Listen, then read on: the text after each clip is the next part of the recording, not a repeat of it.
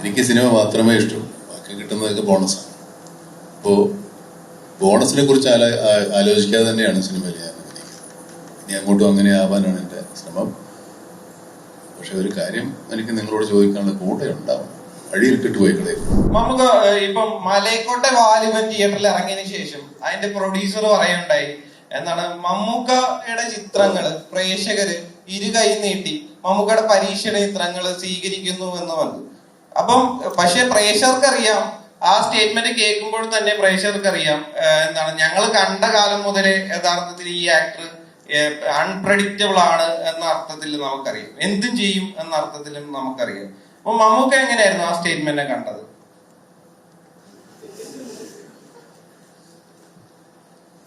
നിങ്ങളെപ്പോലെ തന്നെ പറഞ്ഞതേ ഉള്ളൂ, പ്രത്യേകിച്ച് ഒരു കാര്യങ്ങളൊന്നും പറയാനില്ല. നിങ്ങൾ എന്തും ചെയ്യും എന്നുള്ള തീരുമാനം എനിക്ക് ശ്രമിച്ചു. അല്ലെ, എന്നെ സംബന്ധിച്ചിടത്തോളം എന്തും ചെയ്യണം എന്നാണ് എൻ്റെ ആഗ്രഹം. അങ്ങനെ അതിന് എന്ത് സിനിമയിൽ ഇത് നമ്മൾ വന്നപ്പോൾ ഇപ്പോൾ കാണുന്ന ഈ ഒന്നും പ്രതീക്ഷിച്ചിട്ടല്ല സിനിമയിൽ ഞാൻ പ്രതീക്ഷിച്ച സിനിമ മാത്രമാണ്. എനിക്ക് സിനിമ മാത്രമേ ഇഷ്ടമുള്ളൂ, ബാക്കി കിട്ടുന്നതൊക്കെ ബോണസാണ്. അപ്പോൾ ബോണസിനെ കുറിച്ച് ആലോചിക്കാതെ തന്നെയാണ് സിനിമയിൽ ഞാൻ അഭിനയിക്കുന്നത്. ഇനി അങ്ങോട്ടും അങ്ങനെ ആവാനാണ് എൻ്റെ ശ്രമം. പക്ഷെ ഒരു കാര്യം എനിക്ക് നിങ്ങളോട് ചോദിക്കാനുള്ള, കൂടെ ഉണ്ടാവും, വഴിയിലിട്ടിട്ട് പോയി കളയും. റൈറ്ററിന്റെ അടുത്തായിരുന്നു ഞങ്ങളുടെ കുറെ നോവലുകളൊക്കെ കൊണ്ട് ഈ സിനിമയിലേക്ക് വന്നപ്പോൾ ഇതിന്റെ റൈറ്റിംഗ് സമയത്ത് മമ്മൂക്കായ മുന്നിൽ കണ്ടുകൊണ്ട് തന്നെയായിരുന്നു താങ്കൾ ഒരു റൈറ്റിംഗ്? തീർച്ചയായിട്ടും രാഹുൽ എൻ്റെ അടുത്ത് വന്ന കാര്യം പറയുമ്പോൾ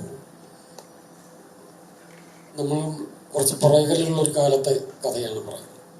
അപ്പം ആ കാലത്തെ കാര്യങ്ങൾ അതേപോലത്തെ സംഭാഷണങ്ങൾ ഉപയോഗിച്ചാൽ ശരിയാവില്ല. ഏറ്റവും അതിന് യോജിക്കുന്ന രീതിയിലുള്ള ഡയലോഗ്സാണ് പ്രിപ്പയർ ചെയ്തിട്ടുള്ളത്. മമ്മൂക്കയുടെ ക്യാരക്ടറിന് വേണ്ടി ഡയലോഗ് എഴുതുമ്പോൾ നമുക്ക് മനസ്സിലുണ്ടായിരുന്നു എന്നുള്ള സത്യമാണ്.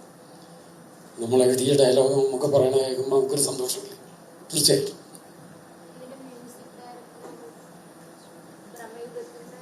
മ്യൂസിക് ഡയറക്ടറെ പറ്റി രണ്ട് വാക്ക് പറയണം.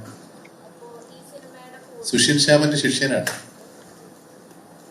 ഈ സിനിമയുടെ പോസ്റ്ററും ഇത് ബ്ലാക്ക് ആൻഡ് വൈറ്റ് അങ്ങനെ എല്ലാ ആസ്പെക്റ്റുകളൊക്കെ ഇങ്ങനെ ആൾക്കാർ ഒരു പ്രതീക്ഷയ്ക്കുള്ള കാരണമായി നിൽക്കുന്ന സമയത്താണ് ഇതിന്റെ ഒരു ഫുൾ സൗണ്ട് ട്രാക്ക് വരുന്നത്. ഈ അടുത്ത കാലത്തൊന്നും അങ്ങനെ സിനിമയുടെ ഫുൾ സൗണ്ട് ട്രാക്ക് ഒരുമിച്ച് ഇറക്കിയിട്ടില്ല.